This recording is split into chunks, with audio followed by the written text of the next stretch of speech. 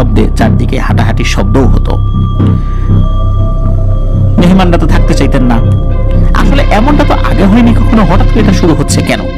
তখন দাদার বাবা ওই সময় জীবিত ছিলেন, তখন উনি বিষয়টা নিয়ে চিন্তিত হয়ে পড়লেন। এরপর দাদির সাথে বিষয়টা যখন শেয়ার করলেন, তখন দাদার বাবাকে দাদি বললেন যে হ্যাঁ, আপনার ছেলে এরকম একটা জিনিস নিয়ে আসছে, মনে হয় এই কারণে সমস্যা হচ্ছে। দাদির সাথে পরামর্শ করে দাদার বাবা কি করেছিলেন, ওই জালের সাথে তো ওই বাঁশের বিভিন্ন জিনিস ছিলই, এটাকে কি করেছেন, কাছাকাছি একটা বাঁশ ঝাড়ের কাছে নিয়ে গিয়ে আগুন লাগিয়ে পুড়িয়ে একদম ছাই করে ফেলেছেন।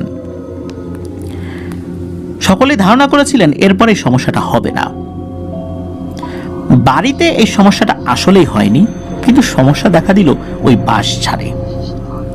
ওই বাঁশ ঝাড়ে নাকি গোরাত্রে ভয়ঙ্কর এক অবয়বকে দেখা যেত। পূর্বে অনেকেই ওই বাঁশ ঝাড়ের ভেতর দিয়ে রাতের বেলা হাঁটাচলা করলেও কখনো ভয়ঙ্কর কোনো কিছু দেখেন নাই, কিন্তু এই ঘটনার পর থেকেই ওই ভয়ঙ্কর অবয়বটাকে দেখা যেত। রাতের বেলা মনে হতো ওই বাঁশের বাঁশগুলো একদম তছনছ করে ফেলছে, ভয়ঙ্কর তাণ্ডব শুরু হয়ে গেছে। কিন্তু সকালে উঠে তার কোনো নাম নিশানাও পাওয়া যেত না, মনে হচ্ছে সবকিছুই স্বাভাবিক।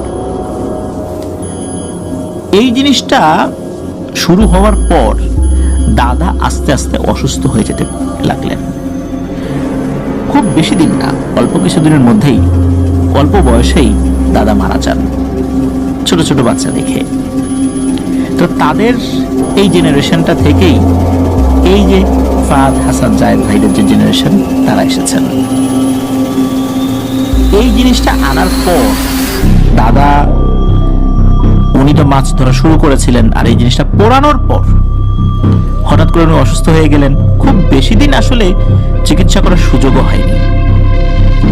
অনেকেই বলেছিলেন যে এই জিনিসটা কোনোভাবেই ওখান থেকে আনা উচিত হয়নি, কারণ এই জিনিসগুলোর সাথে শ্মশান থেকে ভয়ঙ্কর ধরনের পিশাচগুলো চলে আসে, আর এগুলো যদি একবার আসে যেতে চায় না।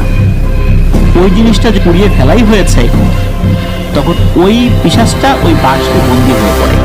এখনো নাকি ওই ভয়ঙ্কর অবয়বটা মাঝে মধ্যেই সেই বাঁশঝাড়ে দেখা যায়, তবে এখনো পর্যন্ত কাউকে বড় ধরনের কোনো ক্ষতি করেছে এমনটা শোনা যায়নি, তবে তার উপস্থিতি অনেকেই টের পেয়েছেন। এই হচ্ছে ঘটনা।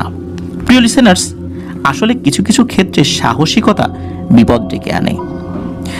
আমরা এই ধরনের ঘটনার ক্ষেত্রে দেখি যে কোনো একটি বিষয় আনতে যাওয়ার সময় ভয়ঙ্কর কোনো কিছু ঘটে, আনার সময় ভয়ঙ্কর ঘটনা ঘটে, আনার পরেও ঘটতে থাকে তার সাথে। কিন্তু এখানে দেখা গেল দাদার সাথে তেমন কিছুই ঘটে নাই, তবে বৈঠক ঘরে ভয়ঙ্কর ঘটনা ঘটতে থাকে।